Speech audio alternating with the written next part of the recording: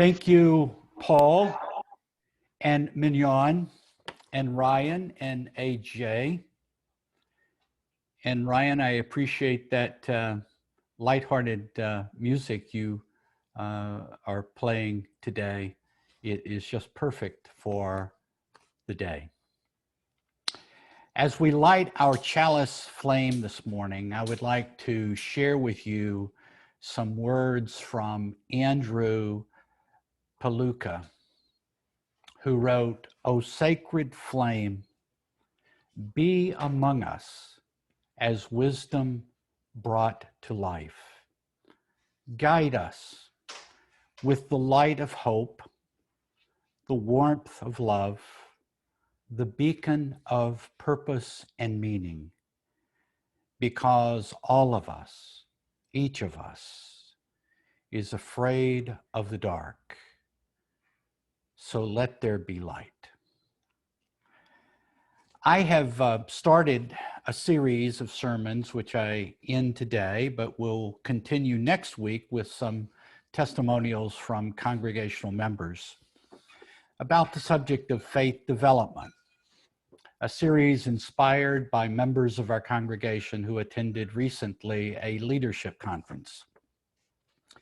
I began the series by explaining that UUs generally are somewhat suspicious about or dismissive of the idea of faith development because so many of us, either directly or indirectly, are familiar with very problematic and dysfunctional and even very unhealthy forms of what is called by others faith development.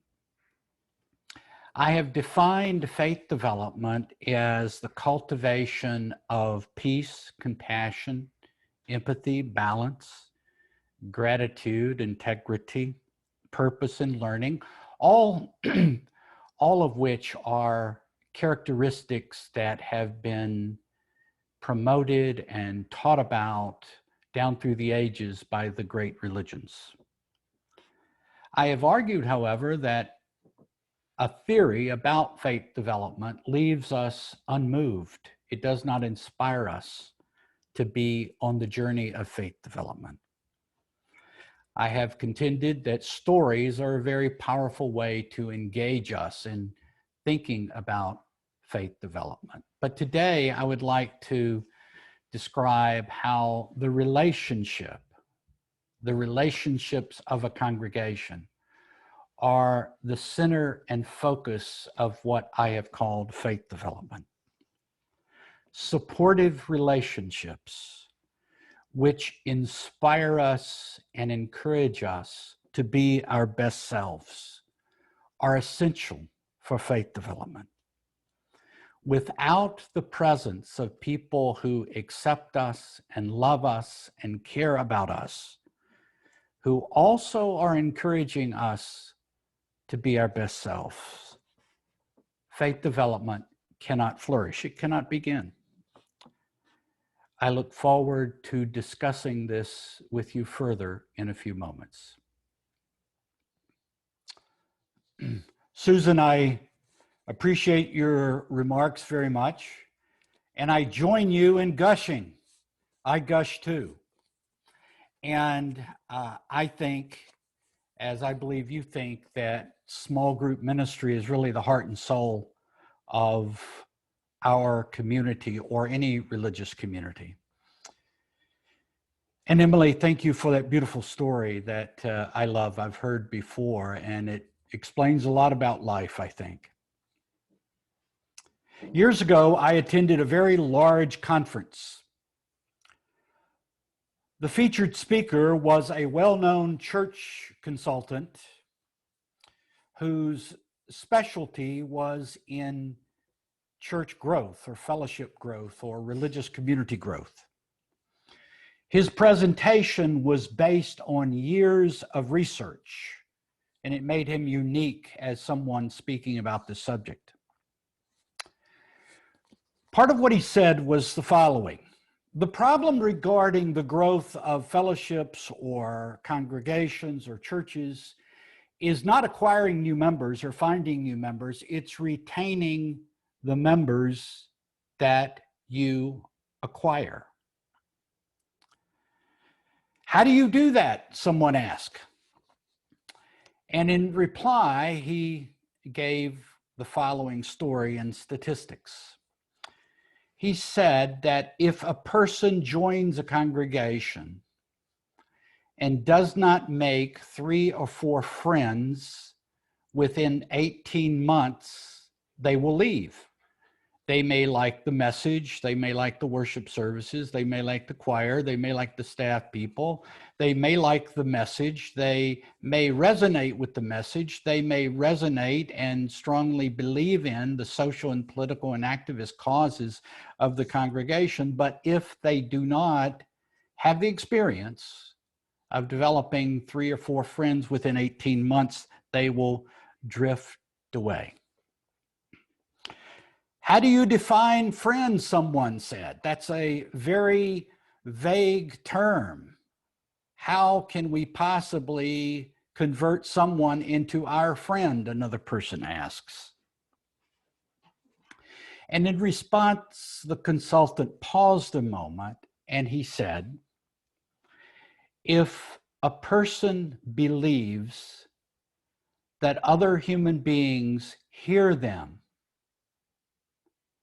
and see them as they are and accept them, that is what I mean by a friend.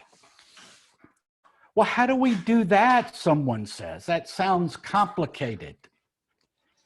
How do we magically transform people who we are glad that are there into members that stay?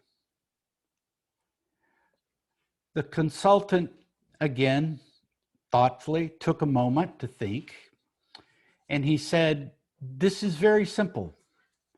It can be as simple as the act and the practice of listening. And then he quoted Dr. Carl Menninger, who wrote, listening is a magnetic and strange thing, a creative force. The friends who listen to us are the ones we move toward, and we want to sit in their radius. When we are listened to, it creates us, makes us unfold and expand. The consultant went on and said, remember what I'm saying to you. It is the quality of relationships, the experiences people have with other people that is in power over everything else. It is more important than your message, your mission, your music, your bells and whistles. Relationships make it all real. And he went on to say that he knew quite a number of people in his studies who might attend a congregation whose message was at variance with what the person actually believed, but for the sake of the relationships they found, they attended a place where they had a sense of alienation to some degree with the message itself. In the same manner, and for the same reasons, relationships are primary for faith development. I have defined faith development, drawing upon all the world's great religions, as the cultivation of peace, compassion, empathy, gratitude, integrity, and purpose in learning. These aspirations sound good, but they're only words, and they will get lost in the maelstrom and whirlwind of life if there is not somebody or some buddies, some persons embodying these aspirations. And if we as individuals aren't given the chance to interact with them, then and only then does faith development begin. May it be so. And now I turn to a presentation by the choir. Thank you very much. And as we extinguish our chalice for today, I share with you these words from Judith Hanson Lassiter. They serve as the benediction and the extinguishing of the chalice. There is no question for which compassion is not the answer. May we go in peace. Amen.